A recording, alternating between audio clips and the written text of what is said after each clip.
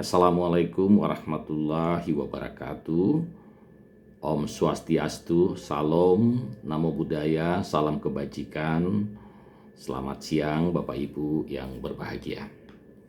Yang sama-sama kita hormati Bapak Bupati Kabupaten Sinjai yang hari ini berkenan hadir dalam rangka membuka kegiatan masa pengenalan lingkungan sekolah tingkat Kabupaten Sinjai. Yang sama-sama kita hormati Bapak Kepala Dinas Pendidikan Kabupaten Sinjai. Terima kasih atas undangan pada hari ini. Oleh sebab itu, perkenankan kami memohon maaf dari Bapak Direktur Jenderal PAUD Pendidikan Dasar dan Pendidikan Menengah, Bapak Jumeri, yang kebetulan secara pribadi beliau sedang ada tugas lainnya, maka ditugaskan kepada kami untuk memberikan beberapa catatan, beberapa poin-poin yang terkait dengan agenda kegiatan kita hari ini. Mudah-mudahan kegiatan kita pada hari ini bisa berlangsung dengan baik, walaupun suasana pandemi COVID-19 ini di seluruh Indonesia masih belum habis atau masih marak terjadi. Ada kegiatan-kegiatan yang dilakukan secara terbatas, baik itu yang disebut dengan PPKM darurat ataupun PPKM mikro. Bapak Ibu sekalian yang saya hormati, hari ini adalah pembukaan kegiatan masa pengenalan lingkungan sekolah.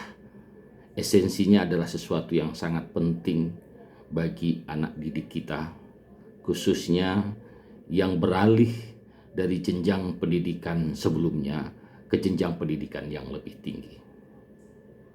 Masa pengenalan lingkungan siswa ini adalah salah satu wujud bagaimana kita memberi pengenalan kepada anak-anak kita agar mereka bisa menyesuaikan diri dengan lingkungan situasi sekolah yang baru. Seiring dengan Permendikbud nomor 18 tahun 2016 telah diatur bagaimana pola pelaksanaan pengenalan lingkungan sekolah itu.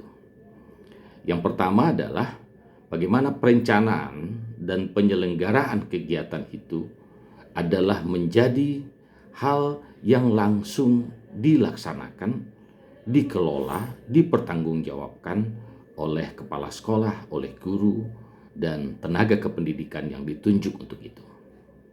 Kemudian yang kedua, masa pengenalan lingkungan sekolah dilarang untuk melibatkan kakak-kakak kelas secara langsung atau alumni secara langsung dalam penyelenggaraan MPLS ini. Yang ketiga, kegiatan ini dilaksanakan di lingkungan sekolah, kecuali apabila memang sekolah tidak memiliki fasilitas yang memadai.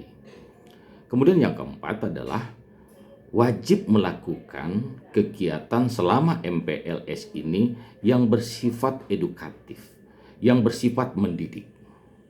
Kemudian yang kelima, dilarang melakukan apapun jenis dan bentuk perpeloncoan atau tindakan kekerasan di lingkungan sekolah dan dimanapun MPLS ini diadakan. Dan yang keenam tentu adalah bagaimana wajib menggunakan seragam sekolah sesuai dengan ketentuan yang berlaku. Nah, poin yang ketujuh Bapak Ibu sekalian, di dalam peraturan Permendikbud nomor 18 itu adalah dilarang untuk memberikan tugas-tugas kegiatan maupun penggunaan atribut-atribut yang tidak relevan. Dan begitu juga dengan menghindari dan melarang tindakan-tindakan yang berbau fisik. Nah, yang kedelapan adalah bagaimana kegiatan ini dapat melibatkan tenaga kependidikan secara keseluruhan yang relevan terutama untuk mengenal lingkungan sekolah. Karena esensi dari kegiatan ini adalah bagaimana anak-anak kita mengenal guru-gurunya, mengenal tempat ruang belajarnya, mengenal lingkungan sekolahnya, mengenal aturan-aturannya, dan mengenal orientasi pembelajaran yang akan mereka ikuti. Nah, selanjutnya yang paling penting di dalam poin ini adalah tidak dibenarkan melakukan berbagai pungutan untuk menyelenggarakan kegiatan ini. Bapak Ibu sekalian, karena saat ini kita masih dalam suasana pandemi COVID-19 yang mungkin di setiap daerah kondisi sangat berbeda. Apabila dimungkinkan kegiatan-kegiatan pengenalan lingkungan sekolah ini di lingkungan sekolah, seizin dengan bupati, wali kota, gubernur, kepala daerah yang memastikan bahwa daerah-daerah di lingkungan tersebut tidak terdampak dengan pandemi COVID-19 atau berada pada zona kuning dan hijau, maka kegiatan-kegiatan ini dapat dilakukan dalam bentuk luring, di mana dapat menyebarkan informasi berupa profil-profil sekolah seperti pengenalan visi, pengenalan misi dari sekolah, program lingkungan sekolah, dan tentu ada hal-hal yang bersifat edukatif. Bapak Ibu sekalian, khusus bagi daerah-daerah yang mungkin masih terdampak dalam pandemi COVID-19 ini pada zona merah, zona oranye. Nah, oleh sebab itu kita berharap kegiatan ini bisa dilakukan secara daring.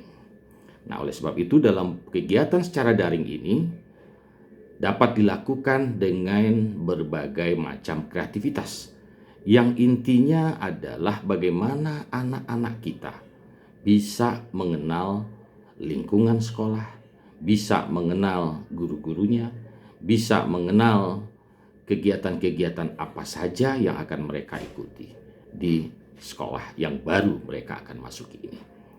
Bapak Ibu sekalian, tentu kita dalam suasana pandemi COVID-19 ini tetap harus mengutamakan keselamatan dan kesehatan kepada anak-anak kita, kepada guru-guru kita, kepada tenaga kependidikan kita, dan kepada stakeholder kita yang ada sekalian. Seiring dengan ini, sebentar lagi tentu akan dimulai pembelajaran tahun ajaran baru. Seiring dengan surat keputusan bersama SKB 4 Menteri yang sudah Bapak Ibu ketahui sebagaimana yang sudah dipublikasikan dan sudah disosialisasikan dengan masif, maka bagi daerah-daerah yang memungkinkan untuk diawali atau untuk dimulai tahun ajaran baru ini dalam bentuk pembelajaran tatap muka terbatas, itu adalah salah satu opsi pilihan selain dari pembelajaran secara jarak jauh. Nah, kondisi ini sangat disesuaikan dengan regulasi dari pemerintah pusat, disesuaikan dengan keputusan dari kepala daerah yang paling memahami situasi di lingkungan dan di daerah masing-masing. Oleh sebab itu, maka kami berpesan kepada Bapak Ibu sekalian, terutama dari Dinas Pendidikan, maka pembelajaran tatap muka terbatas itu adalah salah satu opsi. Berikutnya, di dalam pembelajaran tatap muka ini, izin dari orang tua murid sangat menentukan. Dan yang ketiga, perlu dilakukan daftar periksa yang ketat sebelum memulai pembelajaran tatap muka secara terbatas ini. Nah, disinilah kita harapkan peran Bapak Ibu dari Dinas Pendidikan untuk mengawasi dan mengontrol kegiatan ini sehingga pandemi COVID-19 ini tidak berdampak kepada anak-anak kita.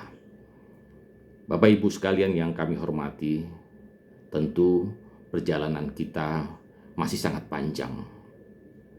Kita tidak boleh berhenti sampai di sini, karena oleh sebab itu, di samping pembelajaran tatap muka, pembelajaran dari jarak jauh tetap menjadi sebuah opsi yang diatur sedemikian rupa di lingkungan sekolah.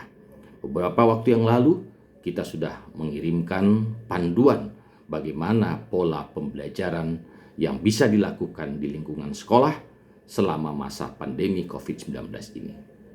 Mulai dari penyesuaian kurikulum, penyederhanaan kurikulum yang bisa dilakukan penyederhanaan secara sendiri juga oleh lingkungan sekolah bersama guru-guru dengan memberikan tugas-tugas yang penting dan efektif, pembelajaran yang penting dan efektif, sehingga anak-anak selama pembelajaran jarak jauh tetap dibangun komunikasi, tetap dibangun kaidah-kaidah pedagogik, tetap diberikan motivasi dan tetap diberikan perhatian. Sekali lagi Bapak Ibu sekalian, opsi pembelajaran tatap muka adalah salah satu pilihan di samping pembelajaran jarak jauh selama di daerah kita masing-masing kondisi memungkinkan untuk dilakukan seperti itu. Demikian yang dapat kami sampaikan. Atas perhatian dari Bapak Ibu sekalian, kami ucapkan terima kasih.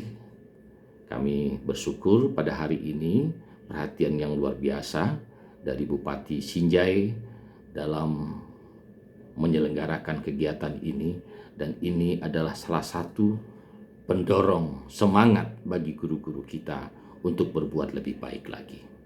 Selamat kepada Dinas Pendidikan Kabupaten Sinjai.